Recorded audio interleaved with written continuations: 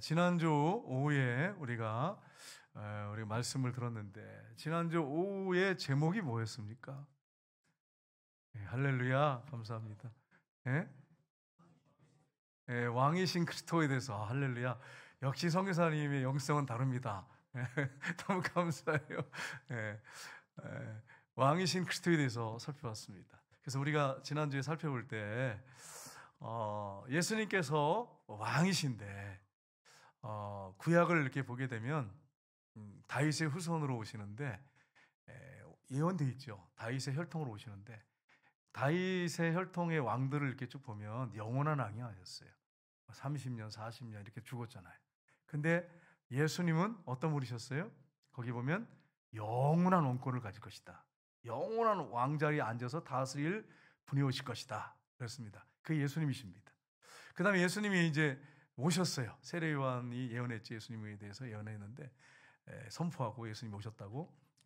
예수님이 나귀를 타고 나귀 새끼를 타고 예루살렘 성에 입성하셨어요. 그때 막 호산나 다윗의 자손이여 왕이여 그러면서 막 환영을 했어요. 대대적인 왕의 행차를 환영하는 환영식이었습니다. 그리고 예수님이 십자가에 못 박혀 죽으시잖아요. 그리고 3일 만에 부활하셔서 제자들에게 뭐라고 선포하십니까? 하늘과 땅의 모든 권세를 내게 주셨으니 그러므로 너희는 가서 모든 민족으로 하늘과 땅의 모든 권세를 가진 왕이시다. 이렇게 부활하신 다음에 분명히 선포하셨어요. 그리고 어린 양이신 예수님 요한계시록에 보면 하나님 보좌 우편에 계시는데 그 보좌에 앉으셔서 영원히 통치하시고 다스리시는 분. 근데 예수님이 우리가 볼 때 제가 말씀드렸죠. 어린 양만 생각하면 된다고 했습니까? 안 된다고 했습니까? 안 됩니다. 어린 양인 것 분명히 여러분 기억하셔야 돼. 어린 양이란 말은 우리를 위해서 피 흘려 죽으신, 우리를 대속해서 죽이신 분이란 뜻이에요. 근데 예수님이 3일 만에 부활하셨어요. 그래서 또 하나 그림 생각할 게 뭐라 했죠? 사자라고 그랬습니다. 여러분 요한계시록에 보면 예수님이 어린 양에 대한 표현이 많이 나오는데 또 보면 뭐가 나오냐면 다윗의 유다 지파의 사자라고 돼 있어요. 라이온이에요. 그게 그냥 무슨 뭐 사신 뭐 그런 게 아니고 사자란 말이에요. 왕이란 뜻입니다. 그리고 그걸 다른 말로 또 표현되어 있어요. 백마를 탄 왕. 그래서 요한계시록에 보면 백마를 타고 승승장구하는 승리하는 예수님의 모습을 보여줍니다. 그렇기 때문에 우리가 어린 양만 생각하면 안 되고 꼭 기억할 것은 승리하신 그리스도, 왕이신 그리스도를 두 개를 같이 생각해야 된다. 그래서 오늘날 그분의 인도 따라서 우리가 어린 양에 대해서 우리가 잊어버리면 안 되죠. 나를 대속해 주신 그 사랑, 십자가의 사랑을 어떻게 잊으면 되겠어요? 그 잊으면 안 되는데 그러나 기억할 것은 거기서 끝난 게 아니고 부활하셔서 그분이 지금은 왕이십니다. 사자시고 백마를 탄 왕이십니다. 요한계시록을 보면 그분은 승리하십니다. 그분은 절대로 전쟁에서 실패하는 왕이 아니에요. 세상의 왕들은 전쟁에 나가서 나폴레옹도 전쟁이 져가지고 유배당하기도 하고 그랬잖아요. 나폴레옹도. 여러분 그 다음에 또 알렉산더도 비참하게 죽었어요. 30대에 그렇게 천하를 통일하고. 징기스칸도 마찬가지예요. 비참하게 죽었어요. 근데 예수님은요 부활하신 다음에 죽으실 이유가 없죠. 하나님이신데 그분은 왕 중의 왕이신데 만왕의 왕이신데 그 백마를 타고 영적 전쟁에서 승리케 하시는 분이에요. 저와 여러분을 승리케 하시는 분이에요. 문제는 뭐냐면 예수님께서 승리를 못 하시는 게 아니라 우리가 그 뒤를 따르지 않기 때문에 그래요. 그분이 승리하셨기 때문에 그분을 우리가 순종하며 따라가면 저와 여러분은 승리합니다. 주님은 승리의 깃발 들고 가시는데 우리는 백기를 들고 뒤따라간다. 이거 진짜 부끄러운 일 아니에요, 여러분? 눈을 다 뜨고 계시네요. 두 분만 이게 눈을 감고 계시는데 입신에 들어가지 마시고 정신 차리셔서 지금 천국 갈 시간이 아닙니다. 집에 가서 기도하시다 천국 가시고. 그래서 여러분 이제는 승리하신 주님의 뒤를 따라가면 우리 백기 든 사람이 아니에요. 백기 든 사람이 아니라 승리의 깃발을 우리가 주님을 의지하고 순종하고 나갈 때 승리의 깃발을 들고 따라가는 사람들이에요. 어떤 사람이 그러냐? 영적 전쟁에서 우리에게 전신갑주를 입혀줬잖아요. 전신갑주를 입혀주고 성령 안에서 기도하면서 믿음으로 나갈 때 그게 가능한 것입니다. 근데 그렇게 안 하고 맨날 자고 있고 기도하고 뭐고 강진도 없고 성경도 안 읽고 성령 충만이 무슨 성령 충만이야. 그냥 자아 충만해가지고 그냥 이 온갖 인성, 죄성 다 나오고 그냥 그렇게 해가지고 뭘 이기겠어요? 그렇게 해가지고 어떻게 이기겠어요? 그러니까 주님께 책임 돌리지 마세요. 주님이 날 이렇게 해놓고서 왜 그러세요? 이러지 마세요. 우리가 그렇게 뒤따르지 않아서 그래요. 그래서 이 부분을 우리가 잘 생각하셔야 됩니다. 왕 중의 왕이신 주님, 승리하신 주님이 우리를 죄를 위해서 십자가에 못 박혀 죽으셔서 우리를 속죄하셨습니다. 이 속죄란 단어를 우리가 찬송가 가사도 많이 보게 되고 이 성경에도 속죄란 단어를 보게 됩니다. 속죄함, 속죄함 이 있잖아요, 그죠? 속죄함. 그게 뜻이 뭐냐? 원어성에 보면 카파르란 단어인데 카파르. 이 단어가 뭐냐면 죄를 가리다, 죄를 덮다 이것입니다. 근데 여기서 끝나는 게 아니고 그 보혈의 피로 대신 십자가에 못 박혀 죽으셔서 죄를 우리를 덮어주고 가려주시고 그래서 이제 하나님과 우리를 화목하게 하시고 우리를 하나님의 심판을 받지 않도록 지옥의 심판을 받지 않도록 하는 게 뭐냐? 속죄입니다. 그게 이 단어 카파르라는 단어입니다. 이걸 여러분 염두에 두시고 오늘 설교를 들으셔야 돼. 속죄란 단어의 뜻을 모르고 들으면 무슨 말하는지 여러분 몰라요. 뭐라고요? 뭐를 꼭 기억하고 들으라고요? 속죄, 속죄. 속죄란 단어를 꼭 생각하시고 들으셔야 돼요. 속죄란 말은 가리다 덮다인데 예수님이 십자가에 못 박혀 피 흘려서 그 피값으로 우리의 죄를 용서받게 하셔서 하나님과 화목하게 하시고 그 다음에 이제 하나님께서 우리를 예수님의 피 때문에 심판하지 않는 거죠. 심판을 피하게 해주셨어요. 천국 백성 만드셨어요. 이게 속죄입니다. 이 속죄란 단어 안에 들어있습니다. 그래서 이 속죄란 단어를 염두에 두시고 우리는 어떻게 예수 그리스도의 속죄를 믿을 수 있습니까? 그러면 어떻게 이걸 믿을 수 있습니까? 첫 번째는 구약 성경의 예언을 통하여 믿을 수 있습니다. 여러분 구약 성경에 보면 예수님의 십자가에 대해서 아주 생생하게 묘사해 놨습니다. 그냥 보는 것처럼. 다윗은 성령에 충만했어요. 그래서 그가 신약에 보면 선지자라 이렇게 표현해 놨어요. 왕인데 성령에 충만해서 성령의 인도 따라서 시편도 쓰고 예언을 했기 때문에 뭐라고 했냐면 다윗을 선지자라고 표현했어요. 선지자. 다윗이 성령에 충만했어요. 그래서 여러분 다윗이 예언한 걸 보면 성경에 보면 예수님에 대해 성령의 감동으로 예언했죠. 여러분 한번 보세요. 이 예언을 보면서 십자가를 보는 것처럼 묘사해놨네 이렇게 여러분이 느낄 거예요. 어디냐? 시편 20편 16절 18절인데 같이 읽겠습니다. 개들이 나를 에워쌌으며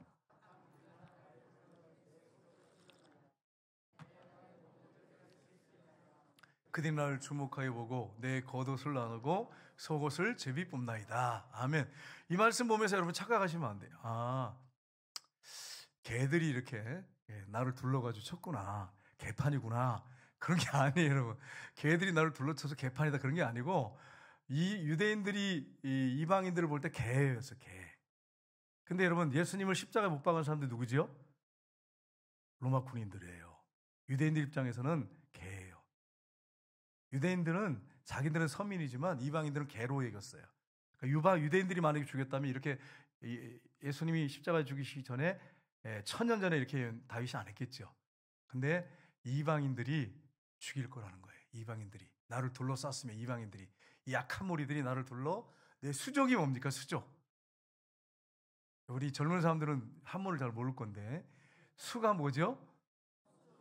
우리 역시 연세 드신 분들 한문을 잘하십니다. 족은요? 발족자. 예, 맞아요. 손과 발을 찔렀나이다. 이게 뭐예요? 십자가에 못 박아 죽였다는 거예요. 얼마나 다윗이 정말 정확하게 이방인들을 죽일 거고 손과 발에 못을 박을 거고 얼마나 정확합니까? 내가 내 모든 뼈를 셀 수 있나이다. 뼈를 꺾지 않았죠. 그들이 나를 주목하여 보고 내 뭘 나눴다고요? 겉옷을 나누며 속옷을 제비 뽑나이다. 그래서 겉옷을 로마 군병들이 자기들이 그걸 갖다가 한 사람이 가져가고 속옷을 제비 뽑았어요. 근데 보세요. 기가 막히죠. 겉옷은 통으로 짠 거거든요. 그래가지고 그냥 겉옷을 나눠가지고 이렇게 나눠서 했어요. 근데 속옷은 나눌 수가 없잖아. 그래서 어떻게 하냐? 제비 뽑기를 했어요. 하나니까 속옷은. 보세요. 이것까지 정확하게 1000년 전에 이렇게 예언했어요. 십자가에 못 박힌 예수님을 보는 것처럼 예언했어요. 이게 누가 예언한 거냐면 다윗이 예언했어요. 겉옷은 길고 통이 있으니까 이걸 나눴어요. 나눠서 나눠가졌어. 십자가에 못 박은 군병들이. 근데 속옷은 하나에 작아요. 그래서 이거를 나눌 찢을 수가 없어요. 그래서 제비 뽑아가지고 자기들이 누가 가질 거냐? 제비 뽑아서 그 밑에서 십자가 밑에서 제비 뽑아가지고 뽑아서 제비 뽑힌 사람이 가져갔어요. 보세요. 얼마나 성경이 정확한지. 이게 다윗이 1000년 전, 예수님 십자가 돌아가시기 1000년 전에 예언한 겁니다. 성령의 감동으로. 이렇게 생생하게 십자가를 묘사해 놓고 있어요. 정말 한치도 틀림없이 정확하게. 예수님이 이렇게 됐잖아요. 그러니까 여러분 이걸 통해서 알 수 있죠. 아, 속죄를 믿을 수 있구나. 1000년 전에 예언한 거 그대로 이루어졌구나. 알 수 있는 거죠. 다윗이 또 예언했던 거에서 이 베드로 사도가 오순절 성령 받고 시편을 인용해가지고 풀이해 놨어요. 그게 사도행전 2장 29절 31절이죠. 같이 읽겠습니다. 형제들아, 내가 조상 다윗에 대하여 담대히 말할 수 있노니 다윗이 죽어 장사되어 금요가 오늘까지 우리 중에 있도다. 그는 선지자라. 하나님이 이미 맹세하사 그 자손 중에서 한 사람을 그 위에 앉게 하리라 하심을 알고 미리 본고로 그리스도의 부활을 말하되 그가 음부에 버림이 되지 않고 그의 육신이 썩음을 당하지 아니하리라 하리라 하더니 아멘. 다윗은요 정말 죄진 거 빼놓고서는 정말 다윗을 닮고 싶어요. 죄진 거 하나지 큰 오점 하나 빼놓고는 정말 다윗을 닮고 싶어요. 그가 하나님을 얼마나 사랑했는지. 그 법궤 앞에서 장막을 쳐놓고 솔로몬이 나중에 성전을 짓잖아요. 그 앞에서 날마다 춤추며 찬양하고 하나님 앞에 영광 돌리고. 왕인데 여러분 부끄럽게 생각하지 않았어요. 하나님 앞에서 내가 뭐가 부끄럽냐. 내가 하나님을 이렇게 사랑하는데. 여러분 정말 사랑하는 사람 앞에서는 허물이 없어요. 그분 앞에 뭘 못하겠어요. 그래서 그 앞에서 춤을 추고 찬양하니까 하나님이 나중에 선지자를 통해서 뭐라고 합니까? 내가 솔로몬의 화려한 성전보다 다윗의 장막을 원한다. 다윗의 장막을 세우게 원한다. 그러셨어요. 그러니까 교회가 막 잘 지은 교회 그게 중요한 게 아니에요. 중요한 건 저 여러분이 정말 하나님을 사랑하고 그 하나님 앞에서 다윗처럼 예배드리는 그런 한 사람이 되느냐 이게 더 중요한 거예요. 하나님이 그런 예배자를 찾습니다. 한 사람을 찾습니다. 한 주간 동안 여러분이 가정에서 하나님 앞에 예배하는 예배자가 됐으면 좋겠어요. 제가 설교를 할 때 저는 모태입니다 그랬어요. 모태신앙. 모태는 모태에서 모태요 그래서 모태신앙이에요. 대부분이 그래. 근데 모태신앙이 부러운 사람들이 있어요. 어릴 때부터 교회 다녀갖고 신앙생활에서 얼마나 부러운지 몰라요. 막 이런 분들이 있어요. 내가 방법을 하나 가르쳐줄게. 모태신앙을 뛰어넘을 수 있는 방법을. 눈을 다 뜨시네 이제 보니까. 모태신앙을 뛰어넘는 방법을 하나 가르쳐줄게. 그게 뭐냐면 모태신앙들 보면은 다 그런 건 아닌데 일반적으로 보면 주일날 오전 오후는 보통 드려요. 근데 어떤 모태는 아주 못돼가지고 주일날 오전만 딱 드리고 끝나는 모태가 있어요. 아주 그런 안모태 되면 모태가 되면 안 돼. 여러분 안모태가 돼야 돼. 그러면 여러분 나는 모태가 아니고 중간에 믿었어요. 나는 그 중간에 편입생이에요. 이러면서 어떡하지요? 뭐 이렇게 이런 분들은 어떻게 하면 매일 예배 드리는 거야. 매일 가정 예배를 드리는 거야. 그러면 여러분 생각해 보세요. 매일 하나님께 예배를 드려요. 그러면 모태신앙이 못 따라와. 이게 만약에 10년 돼봐요. 그게 일주일에 7번이야. 그러니까 여러분 모태신앙 부러워하지 말고 안모태들은 예배드리기 힘쓰시기를 주님으로 축복합니다. 그래가지고 매일 예배드리는 거야. 기도하고 하나님 앞에 저녁이든 밤이든 막 1시에 오든 2시에 오든 그냥 하나님 앞에 예배드리고 그러면 하나님 앞에 얼마나 많은 예배를 드려. 여러분 생각해 보세요. 하나님이 얼마나 기뻐하시겠어요. 근데 그걸 막 일부러 모태 뛰어넘으려고 막 율법적으로 형식적으로 드리라는 그런 게 아니고 하나님을 정말 다윗처럼 사랑하는 마음을 가지고 드리란 말이에요. 사랑하는 마음을 가지고. 허물이 많지만 주의 보좌로 십자가 의지하고 나가란 말이에요. 그렇게 하면 여러분 안모태를 뛰어넘습니다. 어떤 분이 그렇게 하셨어요. 진짜로. 자기가 욕심이 많거든요. 내가 어떻게 모태를 뛰어넘을까 이래가지고 이분이 막 주야로 예배 드리는 거예요. 매일같이 예배 드리는 거예요. 그러면서 계산을 해봤대요. 그랬더니 나는 모태보다 더 예배를 많이 드렸네. 한 10년 넘으니까 모태보다 더 예배를 많이 드렸대. 그래가지고 이분이 나중에 막 하나님이 진구를 빨리빨리 시켜가지고 전도사 목사까지 되셨어. 진짜예요. 늦게 믿어가지고. 그러니까 여러분이 모태 부러워하지 말고 성경에 예수님이 분명히 말씀했잖아요. 안모태들한테 위로를 주셨어요. 나중된 자가 먼저 되리라. 여러분, 그러니까 이게 바로 그 얘기예요. 그 말씀이에요. 나중된 자 중에 먼저 된 자가 많을 거다. 늘 그렇다는 게 아니고 그렇다 이렇게 말씀하신 거예요. 그러니까 여러분 다윗이 이렇게 보세요. 성령의 감동 얼마나 찬양하고 예배드리니까 하나님이 십자가를 명확하게 보여주시고 부활할 것까지 정확하게 보여주시고 이런 축복받은 왕이 어디 있어요? 정말 선지자라고 그랬죠. 선지자 왕인데 왕의 기름 부음 받았어요. 하나님은 그를 선지자라고 부르세요. 저 여러분이 그렇게 되기를 원합니다. 여러분과 제가 선지자의 기름 부어받지 않았지만 정말 성령 충만해서 성령의 기름을 하나님 여러분과 저기 부어주셔서 하나님 볼 때는 야, 저는 최문선 목사는 선지자다. 그렇게 성령의 기름을 충만히 부음받는 역사들이 저와 여러분에게 있으시기를 주님으로 축복합니다. 이사야 선지자도 정확하죠. 성령 충만한 이사야 선지자 한번 보겠습니다. 53장 같이 읽겠습니다.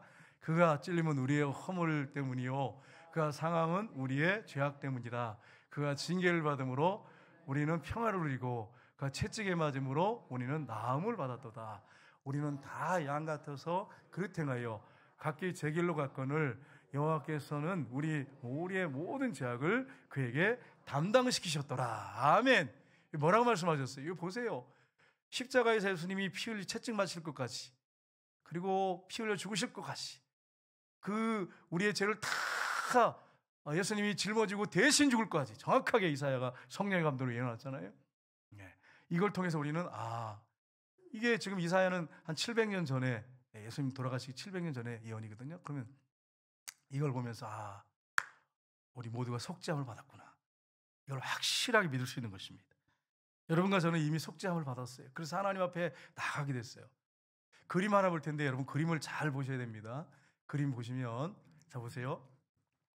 두 가지 의가 있어요. 두 가지 의. 맨 위에 어떻게 되어 있습니까? 하나님의 의. 밑에 보세요. 인간의 의. 자, 그럼 보세요. 자, 인간들의 의를부터 한번 생각해 볼까요? 자, 여러분 유대인들은 무엇으로 구원받으려고 했습니까? 이 그림 보면서도 설명이 안 되는가요? 선교사님들도 안 되나요? 성경 되시죠? 네, 그래. 제가 설명할게요. 그래서 여기 보면 인간의 의. 그러니까 여러분 유대인들은요, 인간의 의인데 율법으로 의롭게 되려고 했어요. 그래서 구원에 이르지 못한 거예요, 유대인들이. 그러니까 유대인들이요, 자기가 율법을 지켜가지고 구원받을 거라고, 의롭게 되고 구원받을 거라고 생각한 거예요. 그 로마서에 보세요. 10장에 보세요. 그래서 하나님께서 거기에 대해서 분명하게 지적하십니다. 그럼 이방인들은요? 이방인들도 행위예요. 내가 착한 일 많이 해가지고 구원받아야지. 천주교는요? 천주교는 고행하고 그 다음에 고해성사하고 율법을 지킴으로 구원받는다고 생각합니다. 근데 우리는 그게 아니에요. 이건 인간 편에 생각하는 의예요. 로마서에는 하나님 편에서 의, 우리가 어떻게 의롭게 되고 구원받는지를 로마서에 명확하게 말씀했어요. 하나님 편에서 의는 뭐죠? 믿음입니다. 구원 없는 믿음을 누가 뭘로 주시죠? 선물로 주십니다. 그래서 구원은 우리에게 나지 않습니다. 구원은 전적인 하나님의 100% 은혜입니다. 선물로 믿음을 우리에게 주셔서 십자가의 대속의 은혜를 믿고 예수님을 주인으로 모셔드릴 때 구원을 받습니다. 그러니까 구원은 행위로 받지 않습니다. 이거 명확하게 하셔야 됩니다. 믿음은 행위로 받지 않습니다. 하나님이 에베소서 2장 8절 9절에 분명히 말씀했죠. 너희가 그 은혜로 인하여 믿음으로 하며 구원을 받았나니 이것이 너희에게 난 것이 아니다. 일도 없다 너희들에게는. 행위에서 난 것이 아니니 이는 누구든지 자랑하지 못하게 하렵니다. 그래서 구원에 대해서 하나님 앞에 나 구원받을 자격이 있습니다, 나 이렇게 착하게 살았잖아요, 이런 행위가 있습니다, 아무도 말 못해요. 그렇게 해놓으셨어요. 구원은 믿음으로 하나님 주신 선물로 받습니다. 그 다음에 두 번째예요. 이겁니다. 이게 행위 문제인데 이게 어떤 거냐, 구원은 하나님이 선물로 주신 믿음으로 받는데, 그러면 우리가 주님 앞에 갈 때까지 삶이 있단 말이에요. 삶으로의 믿음은 어떤 믿음이냐, 그 생활의 믿음, 삶의 믿음은 로마서 10장에 뭐라고 되어 있습니까? 믿음은 들음에서 나며 들음은 그리스도의 말씀으로 말미암느니라. 그래서 말씀을 열심히 읽고 묵상할 때 우리 믿음이 성장합니다. 그래서 오직 의인은 믿음으로 말미암아 살리라. 믿음에서 믿음에 이르게 하나니, 우리가 구원받는 믿음을 얻었어요? 그럼 부지런히 성경 봐야 돼. 열심히 연구해야 돼. 삶의 믿음은 내가 얼마나 성경을 읽고 묵상하느냐, 연구하는 자 다릅니다. 그래서 열심히 읽고 묵상하면 믿음이 성장합니다. 그 삶의 열매를 받기를 원하십니다. 그리고 그것을 상으로 주십니다. 그걸 성경은 이렇게 분명히 요약해 놨어요. 근데 이거 가지고 자꾸 여러분들이 헷갈려가지고 해서 제가 좀 선명하게 하려고 이렇게 말씀드렸어요. 구원은 전적 100% 하나님의 은혜로 받습니다. 하나님이 선물로 믿음 얻을 구원을 주셔서 있거나 없거나 끝납니다.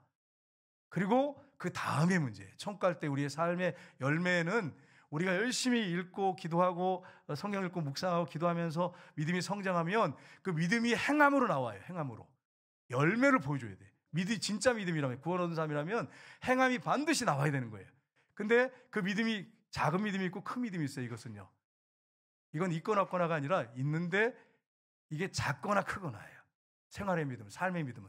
그래서 여러분이 열심히 성경 읽고 묵상하면 믿음이 점점 성장하죠. 그래서 믿음은 오직 믿음으로 구원받습니다. 삶은요, 믿음의 삶을 살아야 돼요. 복음에는 하나님의 의가 나타나서 믿음에서 믿음에 이르게 하나니 오직 의인은 믿음으로 말미암아 살리라. 그러니까 믿음으로 구원받은 다음에 삶도 어떻게 살아야 된다고요? 믿음으로 살아야 돼. 로마서 1장 17절에 정확하게 말씀을 하고 있습니다. 그래서 이걸 통해서 마틴 루터가 종교개혁을, 이 구절 한 구절 가지고 마틴 루터가 종교개혁을 일으킨 것입니다. 그래서 보세요. 같이 읽겠습니다. 복음에는 하나님의 의가 나타나서 믿음에서 믿음에 이르게 하나니 오직 믿음으로 말미암아 살리라 함과 같으니라. 아멘. 복음을 통해서 하나님의 의가 있는데 하나님이 선물로 믿음을 줘서 구원을 받습니다. 그런데 구원받은 우리는, 예수님이 보혈피로 의인된 우리는 믿음으로 말미암아 살아야 되는 것입니다. 그게 이제 열매로 나타난 거죠. 그 열매를 보시고 우리에게 뭘 주시느냐? 천국 가면 상을 주십니다. 저는 너무 감사했어요. 우리 권호만 집사님이 천국 다녀오셔가지고, 목사님이 매일 오전 오후 잘 드셨잖아요. 예배 잘 들으셨는데 목사님이 한 설교 그대로입니다 이렇게 하셨대요. 그래서 나는 몰라요. 우리 권사님이 하셨으니까 내가 알지, 어떻게 알겠어요? 나는 성경에 있는 거 왜 벗어나서 잘 안 하는 사람이니까. 성경에서 벗어나서 할 이유가 없어요. 나도 주님 앞에 섰을 때 너 어쩌면 그렇게 네 생각만 전화도 하냐 이러면 난 죽는 거잖아요. 그때 가면 내가 죽을 일을 뭐하러 내 우물을 내가 수습하겠어요. 나는 말씀만 전해야 돼. 말씀을 잘 풀어서 전하기만 하면 돼. 그래서 여러분, 이 사실 여러분 꼭 기억하셔야 돼. 믿음으로 살지 않으면 나중에 하나님 앞에가 책망받고 상 없을 수 있어요. 그냥 여러분이 개털모자 쓸 수 있어요. 개털모자. 너는 나나 개털모자라서 넌 이 땅에 살면서 열매가 없구나. 열매가 없어. 맨날 너는 그냥 어떻게 자신만 이렇게 살다 왔냐 이렇게 하면 여러분 얼마나 이게 비참해. 두 번째는 주님의 예언을 통해서 믿을 수 있습니다. 예수님께서 세례를 이렇게 세례하는 데 받으셨죠. 그래서 물에서 이렇게 올라왔을 때 기도하셨습니다. 그랬더니 성령이 비둘기 모양으로 예수님에게 탁 임하셨어요.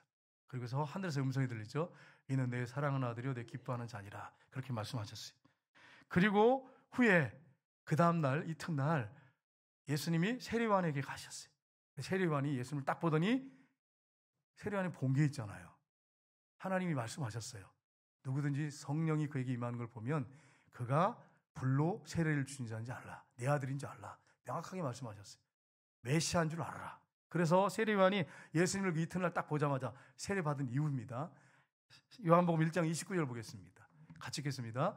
이튿날 요한이 예수께서 자기에게 나오심을 보고 이르되 보라 세상 죄를 지우고 가는 하나님의 어린 양이로다. 아멘. 보세요. 이미 세례받을 때 요한은 봤어요.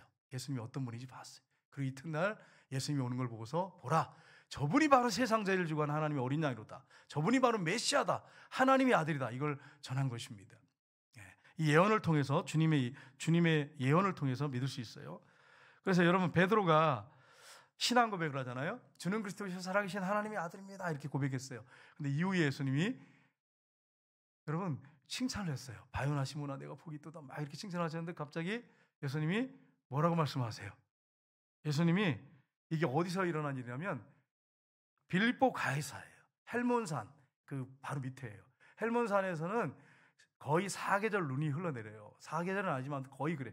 거기가 산이 높아요. 백두산보다 높습니다. 그래서 거기서 흘러내린 물이 어디로 유입되냐? 갈릴리 바다로 유입돼요. 갈릴리 바다에.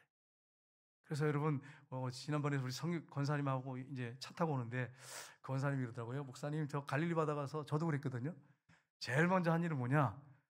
찍어봤대. 이렇게.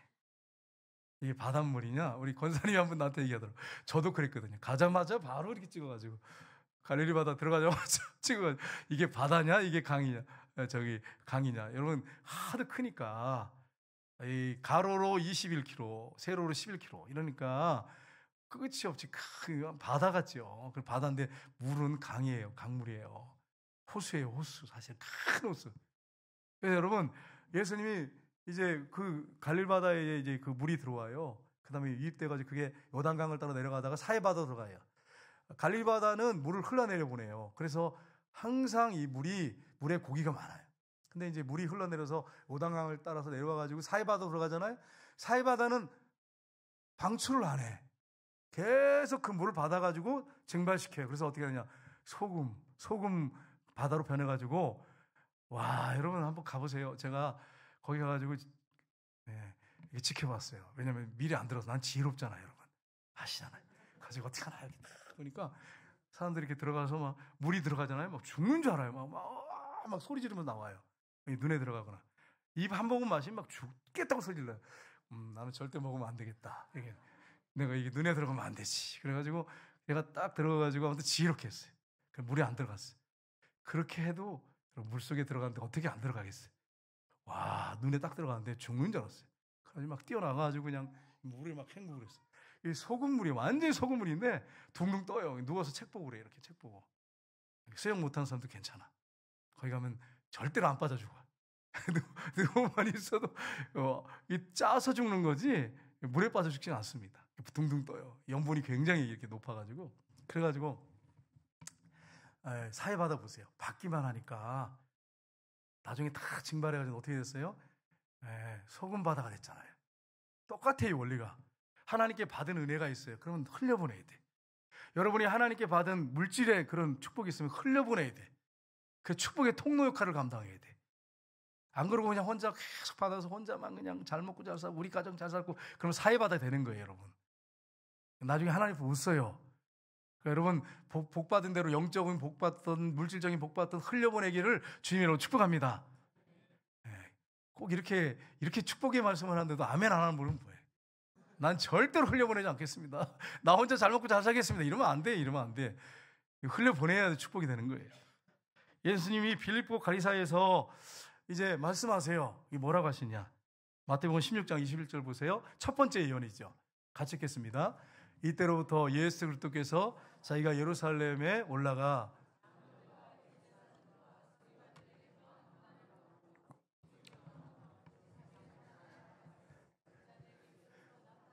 아멘. 1차 예언이에요. 내가 예루살렘에 올라가는데 종교 주대들한테 죽임을 당하고 제 3일에 상할 것이다. 이렇게 예언했습니다. 그리고 예수님이 이제 사역을 계속 하시며 내려오십니다. 내려와서 갈릴리 근처에 이제 갈릴리 바다 근처에서 또 말씀하세요. 두 번째로. 마태복음 17장 22절 23절 보겠습니다. 같이 읽겠습니다.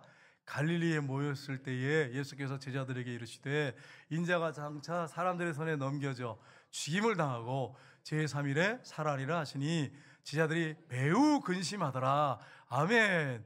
근데 여기 중요한 게 있어요. 부활이 무슨 말인지 모르니까 이러는 거예요. 매우 근심한 게 부활이 뭔지 몰라. 십자가에 죽는다고는 알겠는데 부활이 무슨 말인지 몰라요. 그래서 매우 근심해. 이게 갈릴리 바다에서 예수님이 제자들에게 하신 말씀이에요. 세 번째 예언은 어디에 했느냐? 예수님께서 갈릴리에서 예루살렘으로 가는 길에 세 번째로 말씀하세요. 마태복음 20장 18절 19절 보겠습니다. 보라, 우리가 예루살렘에 올라가노니 인자가 대제사장들과 서기관들에게 넘겨져 그들이 죽이기로 결의하고 이방인들에게 넘겨주어 그를 조롱하며 채찍질하며 십자가에 못 박게 할 것이나 제3일에 살아나리라. 아멘. 계속 강조하는 게 뭐죠? 3일 만에 살아나리라. 이걸 계속 강조하세요. 그리고 이제 예루살렘에 도착했어요. 예루살렘 보시고 막 우세요.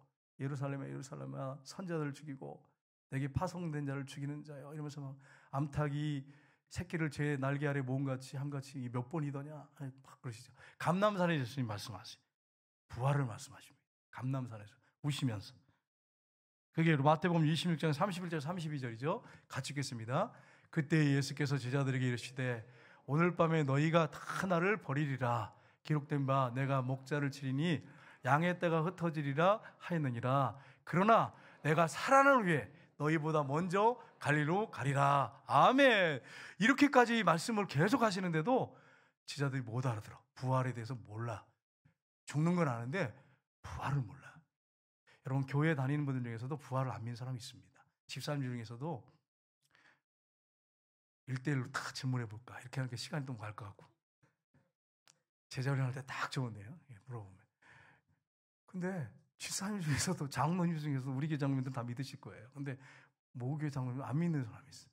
아이, 부활은 우리가 그냥 의미를 받아들이고 영적인 의미를 받아들이면 되죠. 이런 식으로 얘기를 해요. 이게 말이 됩니까? 역사 속에서 죽으시고 부활하셨지. 어떻게 예수님이 영적 의미로 그게 받아들여요? 물론 영적 의미를 받아들여요. 그 후에 역사적으로 받아들이고 믿는 다음에 영적 의미가 필요한 거지. 그러니까 여러분, 이거 진짜 부활이 확실히 되지 않으면 여러분과 제가 부활합니다. 죽은 다음에 예수님이 천년배가 되셨잖아요. 부활합니다. 이 부활신앙 갖지 않으면 여러분과 저는 세상이나 참패합니다. 타협합니다. 부활하신 주님이 내 안에 계시고 나도 부활할 거라 믿으면 순교의 자리에서도 물러서지 않습니다. 부활신앙 갖는 게 이렇게 중요해요. 초대교회 교인들 부활신앙 확실했습니다. 그렇기 때문에 순교할 수 있었던 거예요. 이게 그냥 긴가민가 해가지고 이게 무슨 말인지도 모르고 그냥 지식으로만 아는 분들은 순교 현장에서 다 도망가요. 이게 명확한 사람은 순교 현장에서 도망 못 가죠. 예수님이 죽으시고 부활하셨는데 나도 부활할 거라고 했는데 어떻게 도망을 하냔 말이에요. 오늘 오후 예배 이 설교 듣는 분들은 도망갈 사람 하나도 없기를 주님으로 축복합니다. 방송실에 다 찍어놔야 돼. 다 찍어놔가지고 도망가 순교자에게 대해서 도망가면 안 돼. 나는 부활할 겁니다. 예수님과 함께.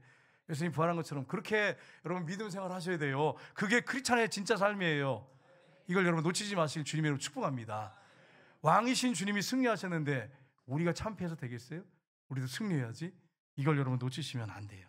꼭 기억하시고 우리가 이 말씀을 기억하시면서 확신 가운데 살아야 됩니다. 세 번째는 주님의 때를 아셨음을 통하여 믿을 수 있습니다. 예수님은 자신이 십자가에 죽을 때를 정확하게 알고 계셨습니다. 그래서 여러분 요한복음에 보면 헬라인들이 왔어요. 그리스인들이 와가지고 예수님이 영광을 받는다고 막 하니까 메시아라고 하니까 왔어요.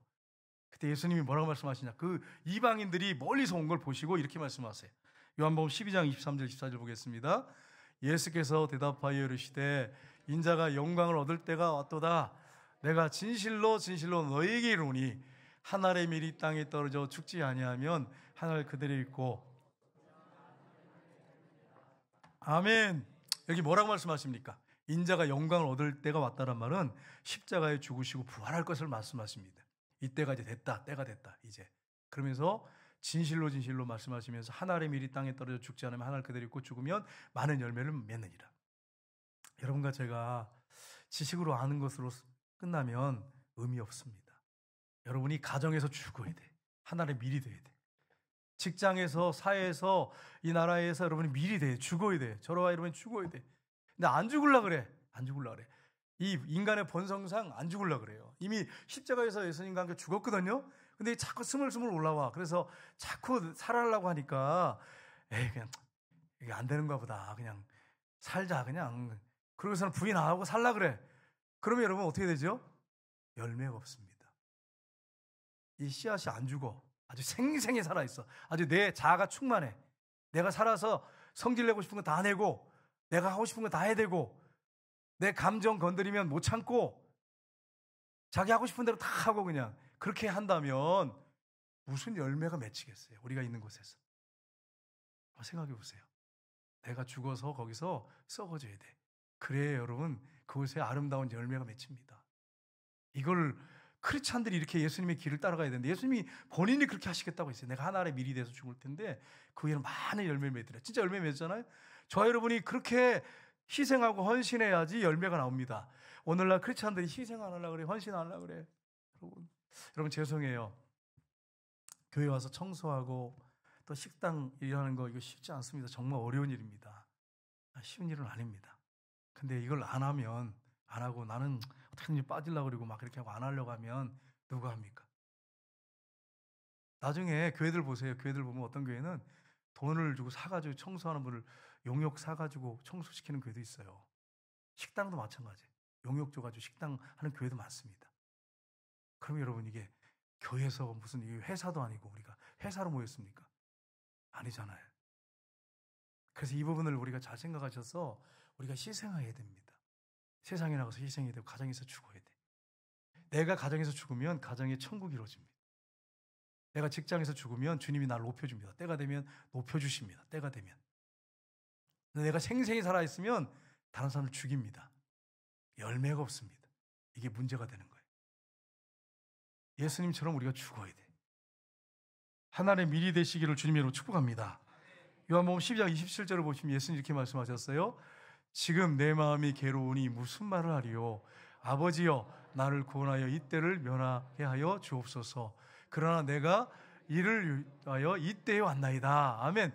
예수님이 십자가 지기 위해서 왔다고 하는 것을 지금 고백하면서 기도하고 계시는 것을 볼 수 있습니다. 예수님이 십자가 지러 오셨어요. 여러 가지 사역도 있지만 핵심 중점 사역은 십자가입니다. 그래서 저와 여러분을 구원하기 위해서, 죄에서 구원하기 위해서 오신 것입니다. 이것을 분명하게 말씀하고 있습니다. 예수님께서 겟세마네 동산에 땀방울이 핏방울이 될 기도하셨어요.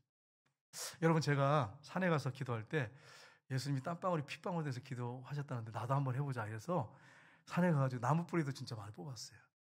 진짜예요. 나무 뿌리 뽑아 막. 근데 큰 거 머리가 또 좋잖아요. 그래가지고 큰 거 하면 안 되지. 이래가지고 작은 거 좀 뽑았어.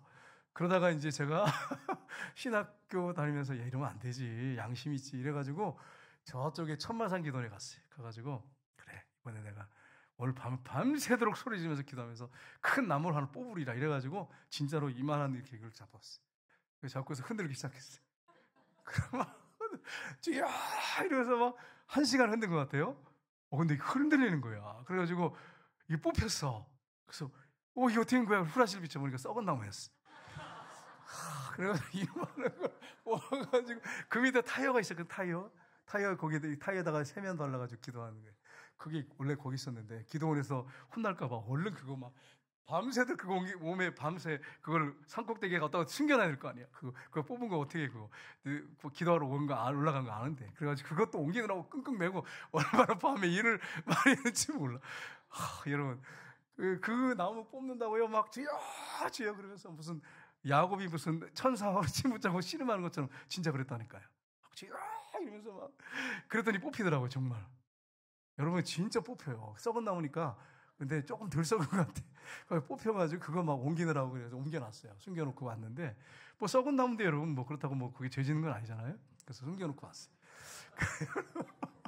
여러분 저도 막 나무 뽑으려고 막 그렇게 별별 기도하면서 응력 받는다고 그렇게 했고 예수님처럼 한번 해보려고 땀방울이 핏방울 들어가 해보려고 하는데 안 되더라고요. 땀은 나긴 나더라고요. 막 겨울에도 막 하면 땀은 나야. 근데 땀방울이 핏방울에서 떨어지진 않더라고. 땀은 막 흘러내려요. 이렇게 내리는데 땀방울이 막 핏방울에서 떨어지진 않아서 톡톡톡 떨어지진 않더라고. 예수님이 십자가에서 죽으실 거 알았어요. 하나님이십니다. 근데 우리가 똑같은 인간의 몸을 입고 계셨어요. 그 고통이 얼마나 큰지 알았어요. 인류의 죄를 다 짊어지고 죽어야 할 그 중압감. 그게 얼마나 컸겠어요. 예수님이 아시니까, 정확하게 알고 계시니까. 그것 때문에 땀방울이 핏방울이 들기도 하셨어요. 여러분, 우리도 어떤 문제가 있을 때 그냥 쉽게 넘어가지 말고 간절하게 기도하면 하나님 역사하세요. 여러분과 제가 부르짖어 기도했으면 좋겠어요. 간절하게. 그럼 하나님 역사하십니다. 여러분 시편에 보세요. 다윗이 맨날 쫓겨다니잖아요. 쫓겨다니는데 하나님밖에 의지할 분이 없으니까 부르짖는 기도를 얼마나 많이 했는지 몰라요. 그래서 부르짖어 기도하라는 게 시편에 제일 많아.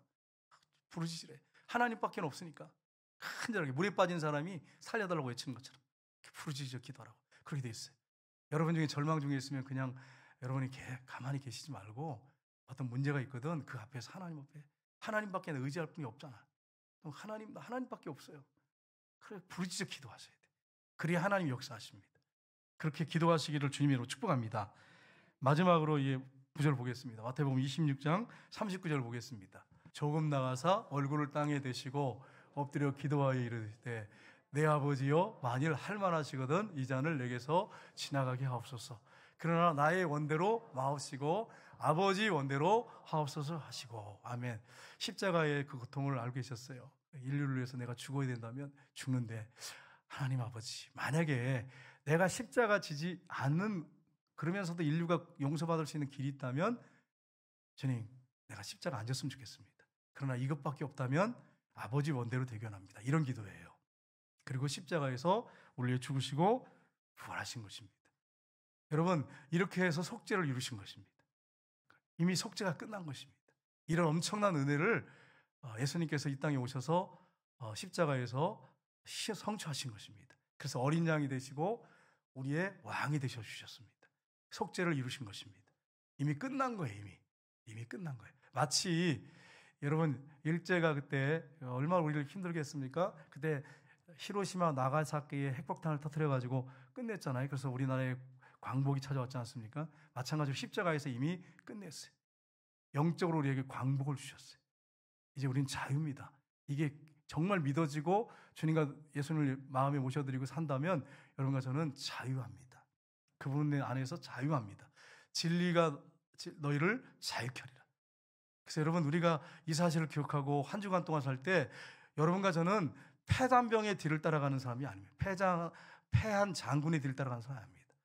여러분 예수님이 십자가에 죽으시고 부활하셔서 승리하신 그분이 승리의 깃발 들고 우리 앞에서 가십니다. 우리는 그분을 의지하고 우리가 믿음으로 나가면 우리도 한 주간 승리합니다. 이렇게 한 주간 승리할 때 하나님 기뻐하십니다. 부활하신 주님이 여러분과 동행하십니다. 여러분 한 주간 승리하시기를 주님 이름 축복합니다.